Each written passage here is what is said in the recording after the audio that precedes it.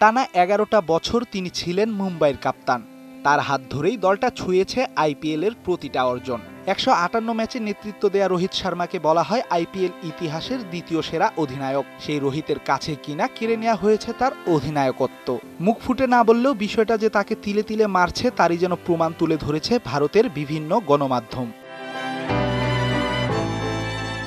১১ বছর পর মুম্বাইয়ের জার্সি গায়ে সেঞ্চুরি পেয়েছেন ভারতের হিটম্যান। নেতৃত্ব হারানোর বেদনায় যা হয়তো কিছুটা দিয়েছে প্রলেপ। যদিও রোহিতের সেই সেঞ্চুরিতে জয়ের দেখা পায়নি তার দল, তবে একজন ব্যাটারের কাছে সেঞ্চুরি পাওয়াটা তো সবসময়ই আনন্দের উপলক্ষ।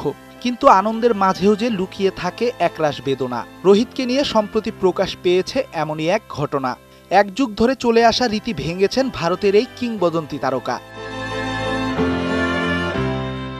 জানা গেছে আইপিএলে টিম হোটেলে থাকছেন না রোহিত শর্মা। বিষয়টি যে বানোয়াট না, এর সত্যতা অবশ্য স্বীকার করেছেন রোহিত নিজেই। জানিয়েছেন টিম হোটেলে না থাকার কারণ পরিবারকে সময় দিতেই নাকি তার এমন ডিসিশন।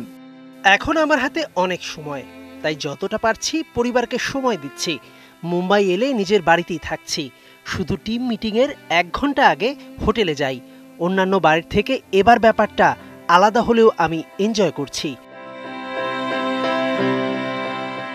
আইপিএলে 5 বার শিরোপার স্বাদ নেয়া মুম্বাই ইন্ডিয়ান্সের এবারের যাত্রাটা শোচনীয়। 6 ম্যাচ খেলে জয় এসেছে মোটে 2টিতে। নয়া অধিনায়কের হাতে যখন ভঙ্গুর শিবির, তখন নিজেকে সবকিছু থেকে দূরে রাখছেন রোহিত। হয়তো মুম্বাই ইন্ডিয়ান্সের সাথে ভাঙতে চলেছে রোহিতের সম্পর্ক। পরের আসরেই দেখা যাবে তার নতুন গন্তব্য। তবে দলের একজন সফল অধিনায়কের এমন পরিণতি হয়তো মেনে নিতে পারেনি ভারতের ক্রিকেট ভক্তরা।